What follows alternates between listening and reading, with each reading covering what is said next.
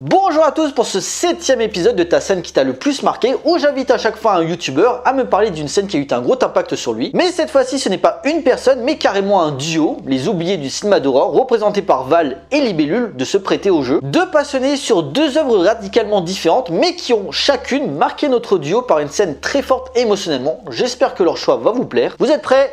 C'est parti.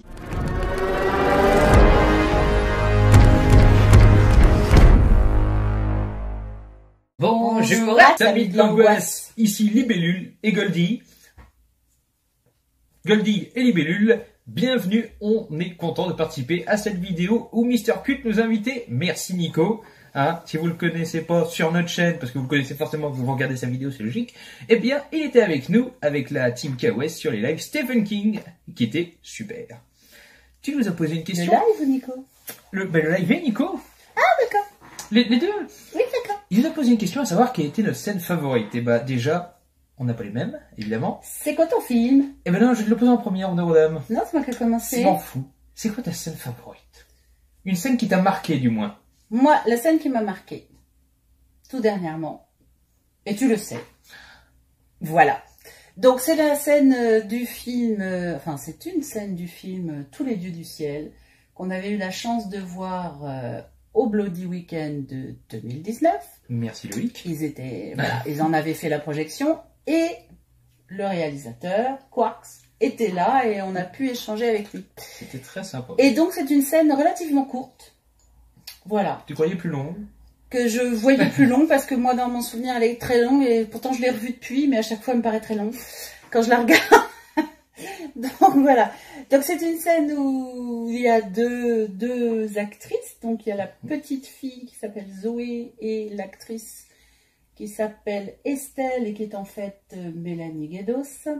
Voilà. Et Zoé qui est Zélie. Et Zoé, voilà, et Zélie. Zélie, désolée, j'ai du mal. Zélie Rickson pour la petite. Et donc la petite dit à la grande qui est handicapée, qui est dans son lit, qu'il faut qu'elle s'entraîne si elle veut s'enfuir et que de toute façon personne ne l'aidera jamais parce qu'elle-même est une petite fille, attention spoiler, qui a été enlevée et qui en fait est dans les mains d'un pédophile. Et que personne n'aide parce que personne ne l'écoute quand elle dit que cet homme n'est pas son oncle. Et en fait, tout le monde s'en fout, quoi, en fait. Royalement. Royalement. Oui. Bon, heureusement, elle finit quand même par arriver à parler à la police, mais dans des entrefaits. Et en fait, là, elle explique donc à Estelle que si elle veut s'en sortir, il faut qu'elle s'aide par elle-même parce que personne ne le fera pour elle. Et donc Estelle se traîne sur le sol parce qu'elle veut s'entraîner à s'enfuir. Voilà.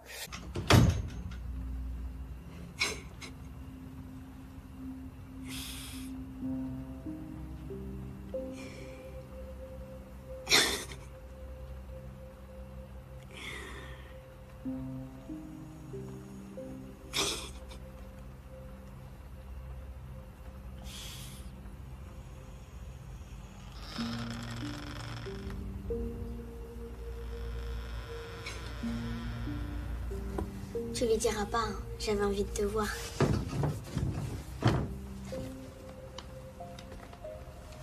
Tu dois t'ennuyer, toujours toute seule enfermée dans ta chambre. Ça me rend triste pour toi.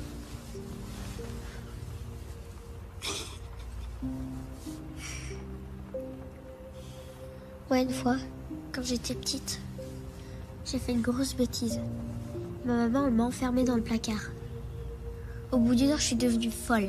J'ai tellement crié et pleuré que je me suis évanouie. Mais elle me manque, ma maman.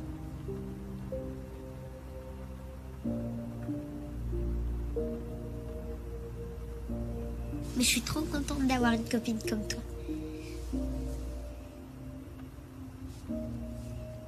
J'ai une idée. Si tu restes ici, tu vas mourir. Faut que tu t'échappes. Pour ça, faut que tu t'entraînes. Allez, viens là.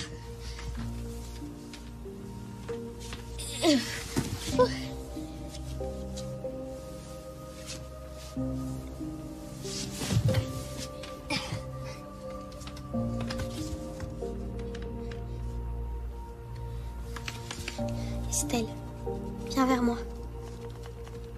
Avance. Tu dois le faire toute seule. Personne t'aidera. Ça fait trop longtemps que t'es comme ça. Faut que tu te réveilles. Viens vers moi. Estelle, donne-moi la main. Allez, voilà, c'est ça. Viens vers moi, Estelle. Avance.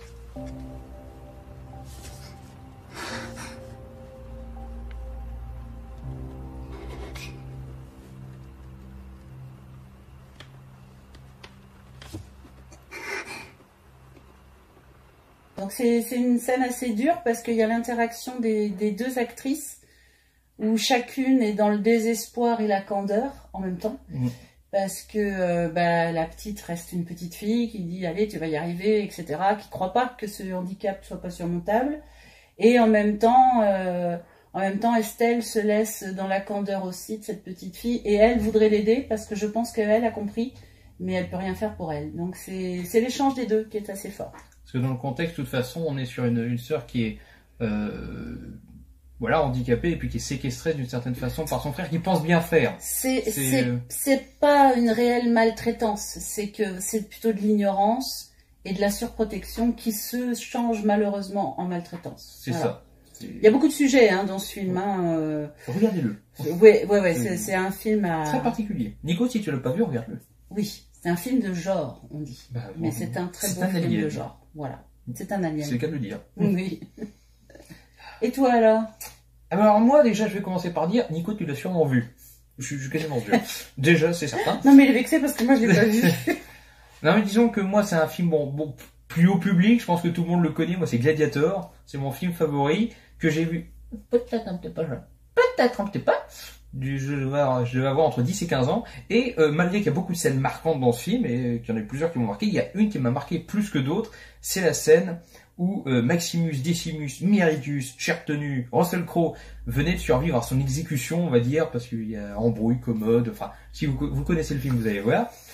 Et il lui a annoncé, avant de l'exécuter, le mec est parti, que sa femme et sa fille allaient le rejoindre dans l'au-delà.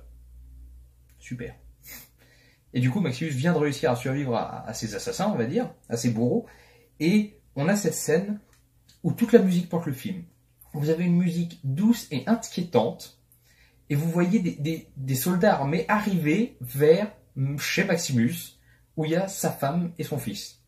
Et vous sentez que ça va mal. Et c'est entrecoupé avec les plans où tu as Maximus qui essaye de reprendre un peu ses esprits et qui comprend qu'il y a un truc qui va pas. Et en fait, toute la musique s'enchaîne, augmente, les scènes sont atroces, parce que visuellement, voilà, je spoil, je vous le dis tout de suite, le gamin se bouffe un cheval dans la gueule. Et je suis pas sûre qu'il se bouffe que le cheval, je crois qu'il le blesse aussi. Il se fait rouler dessus par les chevaux, et en même temps, on a la femme qui est décomposée, on a Maximus qui court, et dès qu'on voit la scène dans notre tête, on sait que c'est trop tard.